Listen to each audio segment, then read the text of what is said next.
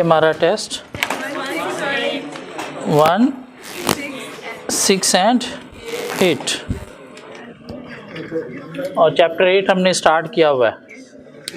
कोई style theories की हम बातें कर रहे हैं। 2 थ्योरीज हमने कवर कर ली, Lippitt and White, Blake and Mouton. Miss according to Lippitt and White 3 style of leadership हैं। क्या है ज़रा बताएंगे इनको?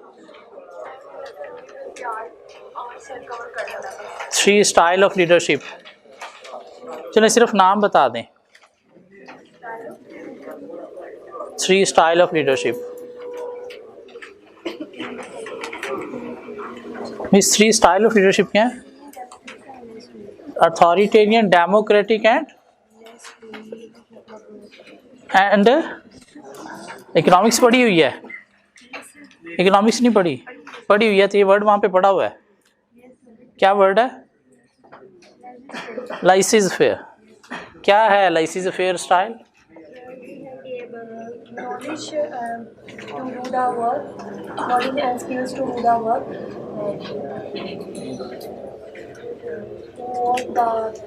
इस क्या है lysis fair style? Quality low quality होती है और क्वांटिटी जो है। नहीं, लाइसिस फेयर स्टाइल को डिफाइन करना है हमने, आउटकम नहीं बताने। What is lysis fair style of leadership? Leader and knowledge they need you to work, but did not become in the participate in the decision making. और miss वो क्या है authoritarian style? they go decision on their subordinate. इसके outcome क्या थे 4? They produce high quantity than democratic, and they produce low quality than democratic. Good. And 2 types of behaviors aggressive. and apathetic behavior. What is aggressive behavior?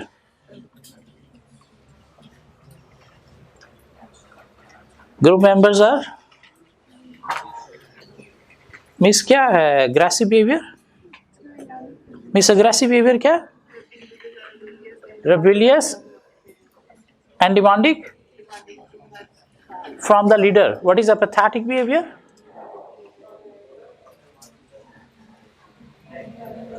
What is apathetic? They do not take interest into the work and showing no concern for the leader. Miss democratic style क्या है? Democratia. Try to vote encourage in the participation of decision making. और इसके outcome थे 6, वो क्या थे?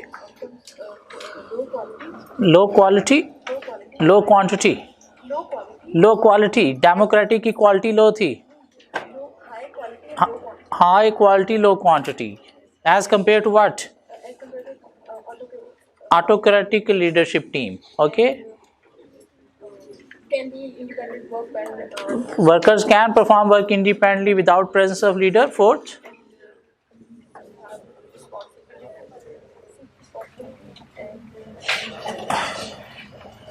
इस क्या थे 6 आउटकम डेमोक्रेटिक लीडर टीम के?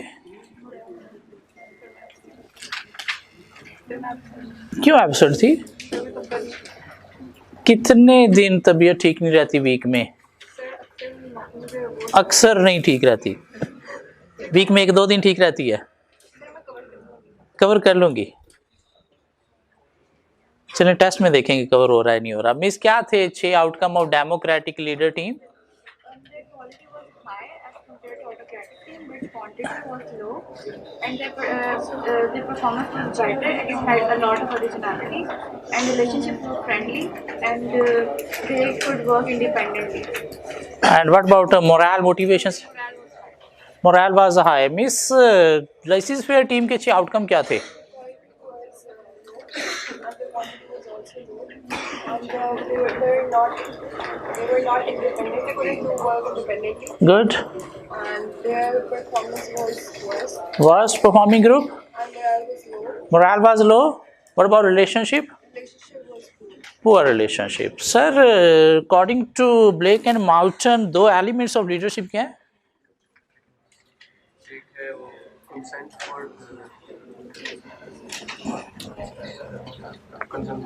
Concern for people And concern for task. What is concern for people? considering people more than task. Considering people more than task. Concern for people हो गया. Good. And concern for task. Considering task more than people. नहीं, people में task की बात है ही नहीं. concern for people सिर्फ क्या है?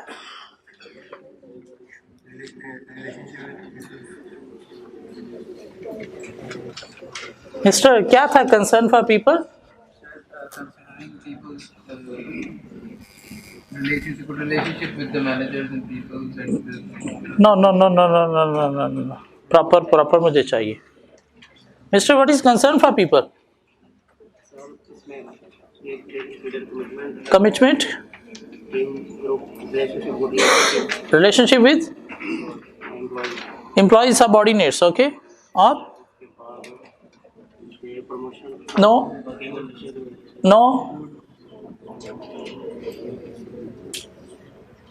Mister, what is the concern for people?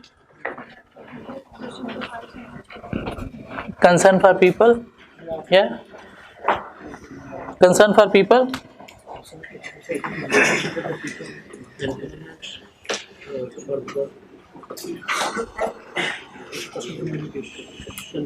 Sir, क्या है concern for people?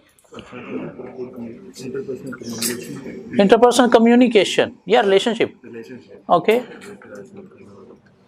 good relationship with subordinates, Good. Commitment. respect, And what is concern for task? concern for achieving goals, targets, Goals, targets, and no.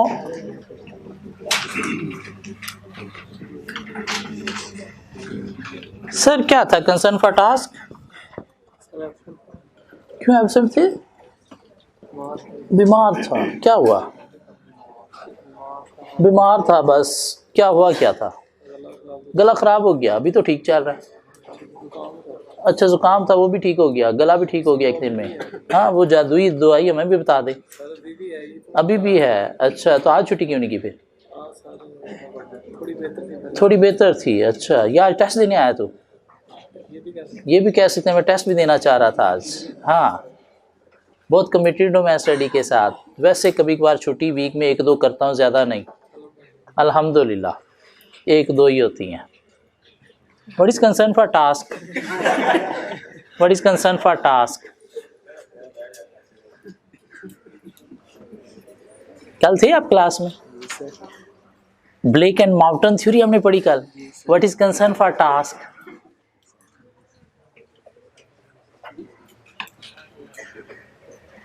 Sir, Good. leader who wants efficiency of Efficiency, good. and And targets, yes. Goals. And what is concern for people? who want friendly relations, Friendly relationship, good. With what? With whom? people, With people. individuals, subordinates, Subordinates, yes. Or concern for employees, concern for employees, तो subordinates भी वही हो गया ना. और sir, what is concern for people? Managers have concern with people having friendly relationships with subordinates, Good. better communication, interpersonal communication skills, Good. less concern with work efficiency and work. Miss, according to Blake and Mountain, 5 style of leadership क्या थे? 5 style of leadership. Empowerment 9 था, 1-9 था. 1-9 empowerment था. Empowerment या empowered या empowerment. Empowers 1991 1-9 था. Confirm. तो 1-1 क्या था फिर? मिस क्या थे 5 style?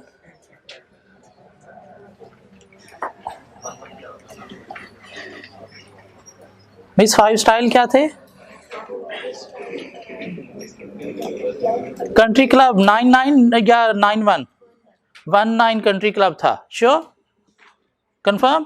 High concern for task है यहाँ पे.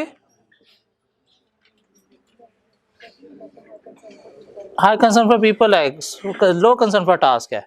ओके और 4 बाकी और क्या थे? अथॉरिटेरियन कंप्लायंस स्टाइल, ये क्या था? 9119 91 high concern for task, okay. Middle of the road, ये क्या था? 559911 55, ओके। टीम मैनेजमेंट 99 और एक पहला वाला empowered style 11 low concern for task, low concern for people. Sir concern for task, concern for people को डिफरेंशिएट करें।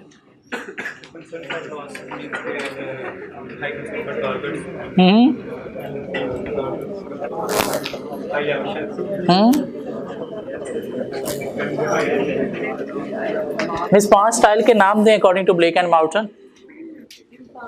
Empowered, country club style, authoritarian style, और पांचवा था चौथा अभी 3 हुए, 5वां नहीं अभी आया। इस 5 स्टाइल के नाम दें।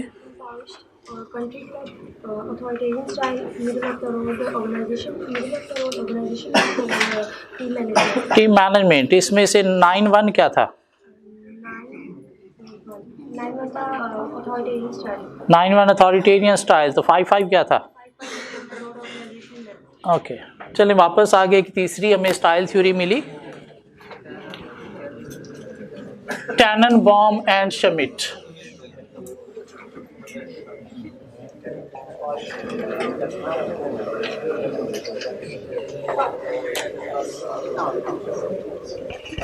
सो पहला राइटर था लिपिट एंड वाइट, दूसरे राइटर थे ब्लेक एंड माउटन, और तीसरा राइटर हमारे पास Tannenbaum and Schmidt. So according to Tannenbaum and Schmidt, leadership की 2 कंटिन्यूम है। क्या है? 2 कंटिन्यूम या 2 स्पेक्ट्रम है। इन सिंपल वर्ड क्या है? 2 रेंजेस हैं या फिर बाउंड्रीज हैं। लीडरशिप की 2 continuum, 2 spectrum mean ranges, boundaries हैं। क्या हैं वो 2 कंटिन्यूम, रेंजेस, स्पेक्ट्रम या boundaries? Use of authority mean authoritarian style and freedom for subordinate. Freedom for subordinate mean laissez faire, mean leadership की 2 रेंजेस हैं, 2 एक्सट्रीम्स हैं, 2 बाउंड्रीज हैं। क्या है? Authoritarian style mean use of authority है, या फिर क्या है एक बाउंड्री लाइसेंस फेयर मीन सब कुछ डेलीगेट कर दिया सबऑर्डिनेट्स को। हाँ, इन दोनों के बीच में क्या है? डेमोक्रेटिक, लीडर सबऑर्डिनेट्स मिलकर डिसीजन लेंगे। लेकिन इधर पीक रेंज क्या है? Authoritarian style, leader decision impose करेगा, या laissez faire, freedom for subordinates. वो कहता है कि लीडरशिप स्टार्ट होती है कहाँ से? यहाँ से। क्यों? जब बिजनेस नया नया बनता है एंटरप्रेन्योरल ऑर्गेनाइजेशन होती है, सब कुछ अकेला ऑनर मैनेज कर रहा होता है, वही सारी डिसीजन मेकिंग कर रहा होता है। तो कहाँ से स्टार्ट हुई लीडरशिप? यूज ऑफ अथॉरिटी से। आहिस्ता आहिस्ता जैसे ही नीचे आपके पास मैच्योर कॉम्पिटेंट लोग आते जाते हैं, तो आप क्या करते हो? अथॉरिटी डेलीगेट करते जाते हो, और करते करते आप कहाँ पे आ जाते हो? डिविजनल स्ट्रक्चर पे। वो जो डिविजनल स्ट्रक्चर क्या था कि आपने सारी अथॉरिटी दे दी डिवीजन की, किसको? डिविजनल मैनेजर्स को। वो क्या है? Freedom for subordinates. Divisional manager problem identify करेगा, वही डिसीजन लेगा, वही सॉल्यूशन निकालेगा। मीन सब कुछ कौन कर रहा है? सबऑर्डिनेट। सो लीडरशिप स्टार्ट होती है कहाँ से? यूज ऑफ अथॉरिटी से। और जैसे जैसे सबऑर्डिनेट्स मैच्योर और कॉम्पिटेंट होते चले जाते हैं, तो अथॉरिटी डेलीगेट होते होते होते होते कहाँ पे आ जाती है? फ्रीडम फॉर सबऑर्डिनेट्स की तरफ। हाँ, अगर सबऑर्डिनेट्स मैच्योर नहीं है, कॉम्पिटेंट नहीं है, तो फिर आपने क्या करना है? अथॉरिटी यूज करनी है। हाँ, अगर हाईली मैच्योर, हाईली कॉम्पिटेंट हैं सबऑर्डिनेट्स, तो फिर लाइसेंस फेयर स्टाइल भी अच्छा हो सकता है। लेकिन अगर उनके अंदर कुछ कॉम्पिटेंस है, कुछ कमिटमेंट है, तो फिर आपने डेमोक्रेटिक पे चलना है। तो लीडरशिप की 2 कंटिन्यूम है, use of authority and freedom for subordinates. और लीडरशिप स्टार्ट होती है from left side of the continuum और मूव होती है towards right side of the continuum as subordinates get competence and maturity. और in between these two continuum Tannenbaum and Schmidt कहते हैं कोई 7 स्टाइल ऑफ लीडरशिप है। क्या है वो 7 style? Tell and sell, tell and talk, consult, involve, delegate and abdicate. So according to Tannenbaum and Schmidt, दो continuum, दो spectrum mean ranges, boundaries of leadership है, use of authority and freedom for subordinates, and in between these two continuum कोई 7 style of leadership है। Tell क्या है? एक authoritarian style leader जो क्या कर रहा है? डिसीजन इम्पोज कर रहा है सबऑर्डिनेट्स पे बगैर रीजन एक्सप्लेन किए, बगैर कंसल्ट किए हुए। क्या है? डिक्टेटरशिप। टेल एंड सेल क्या है कि लीडर डिसीजन इम्पोज कर रहा है बाय एक्सप्लेनिंग द रीजन कि मैंने क्यों ये डिसीजन लिया है, या by explaining the benefit of the decision कि इस डिसीजन के बेनिफिट क्या। इधर कोई रीजन नहीं बता रहा, सिर्फ डिसीजन इम्पोज कर रहा है भाई बस ये करना है, जबकि इधर साथ रीजन बता रहा है कि क्यों ये मैंने डिसीजन लिया है, इस डिसीजन के बेनिफिट्स क्या हैं।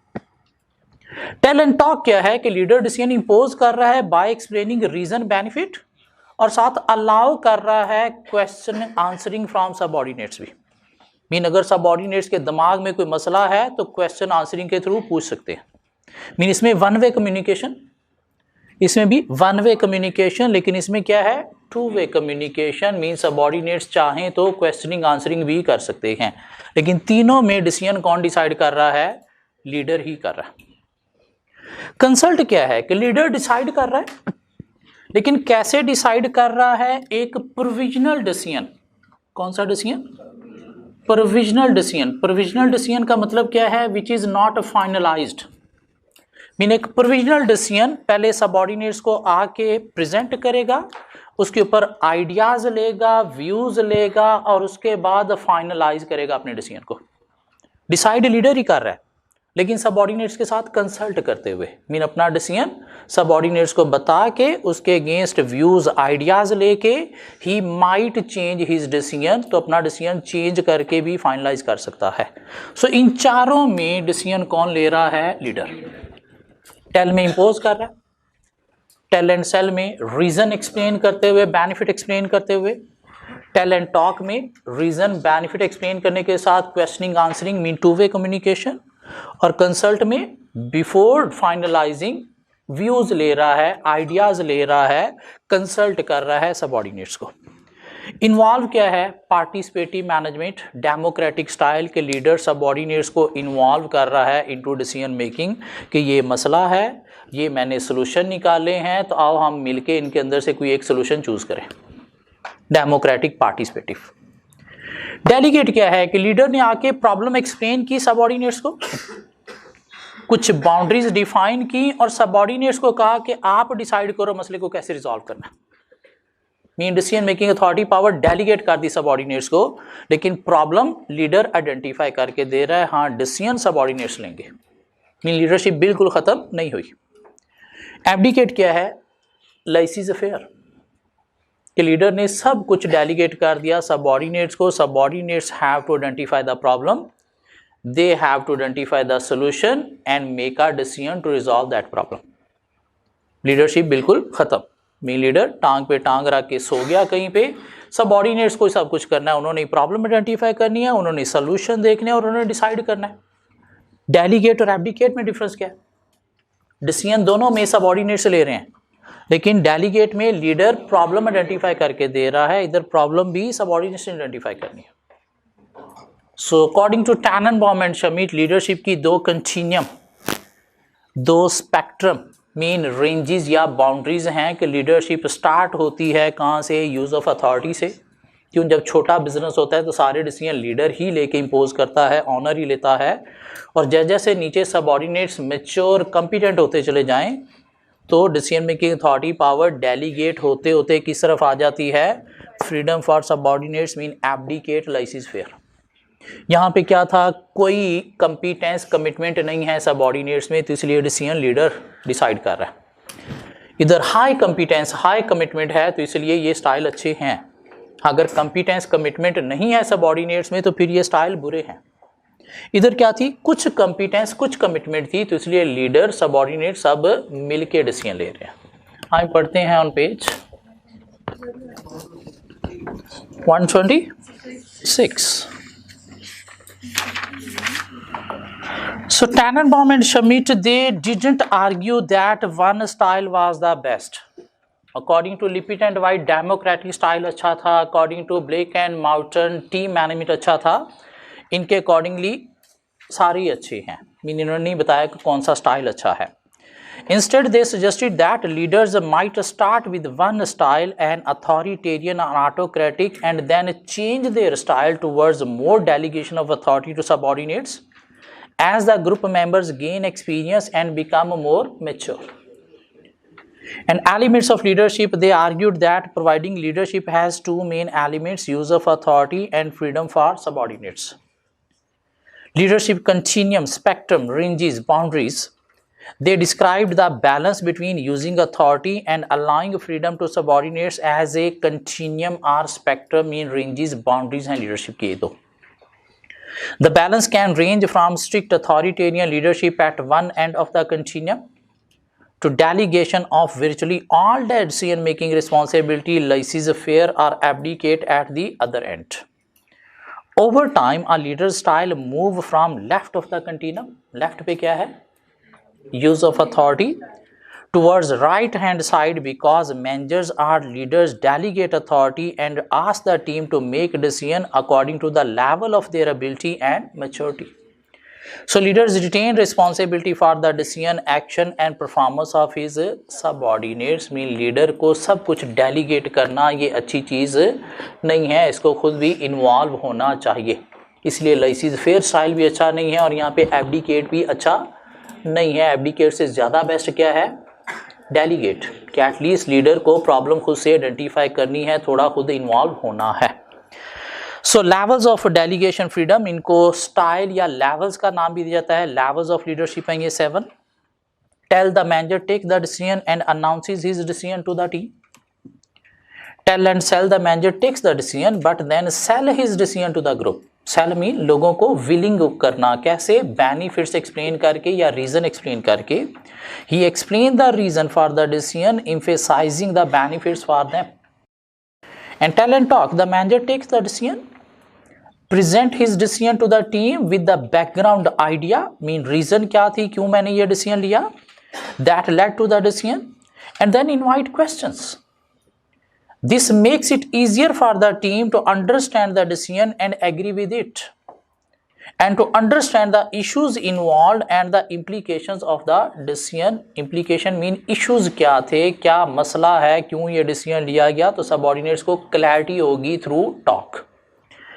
And consult the manager announces a provisional decision. Provisional mean not finalized. Provisional decision and invites the group members to discuss it.